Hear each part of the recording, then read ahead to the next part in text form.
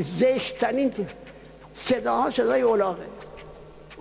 اوهای بابو قرازه، یه نوار جمعه بازار خودتو گوش کن، بعد پشت سر ما صفحه بذار. اینو بشنوی چی میگی؟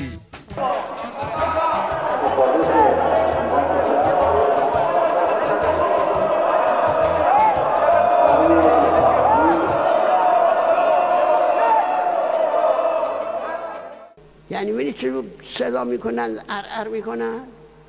این زشته. زشت؟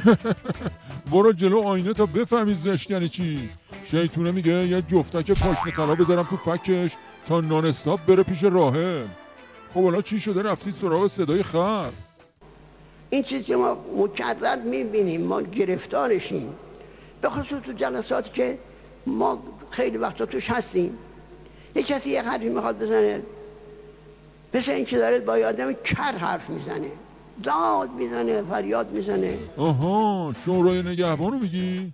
همون که مشغول جارو کردن کاندیدا بودین؟ چی کار میکنی؟ خودزنی داریم میکنی. خودزنی؟ دک کردن اکبر کوسه و جوجه انتر رو میگی؟ لقب‌های بد به هم دیگه ندید. لقب بد؟ کدوم لقبو میگی؟ همین لقب‌هایی که معروف داده میشه به اشخاصی، هر چیزی را به یه مناسبتی یه لقبی بهش میدن که نمیشه این هم نام برد. چرا نمیشه نام برد؟ بیا بیگی صفا کن.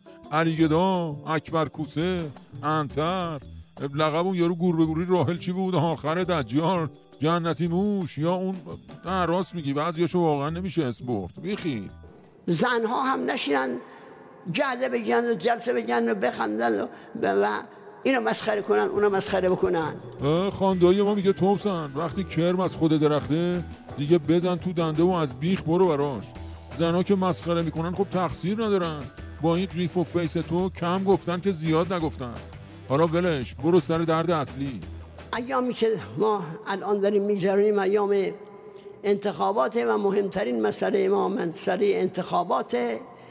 مسئله دیگه هرچی باشه اهمیت اون چنانی نداره. حالا اصل دعوا سر چیه؟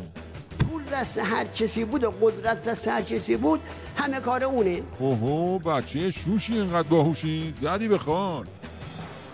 هنوز هیچی نشده، هنوز دعوایی نشده، هنوز نزاعی بر سر مال و اموال و قدرت و ثروت و این چیزا نشده. تازه شروع نشده اینه که جای سالم واسه هم نداشتین. شروع بشه چی میشه؟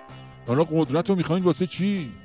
همه این قدرت در مسیر دیگه خرج میشه، میره به راه دیگه، تو معاملات، تو مبادلات، تو بدبستون ها و تو راندخاری ها، تو این کارا مصرف میشه. ایوان یه حرف درست و درمون زدی ها.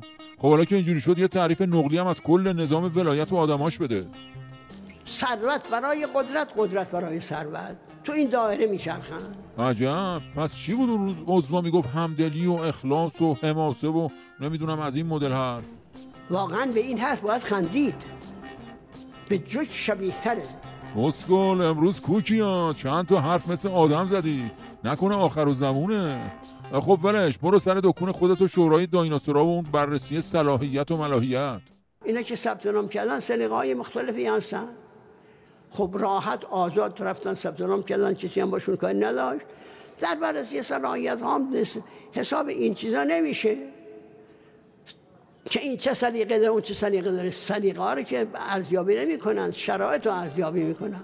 شرایط؟ آها، همون که دیشب خوانده‌ای میگفت تومسن تا علیگدا شغال بوده تو همچین راه بگیر نکرده بود. پس اوضاع راست راستی کیش میشیه ها.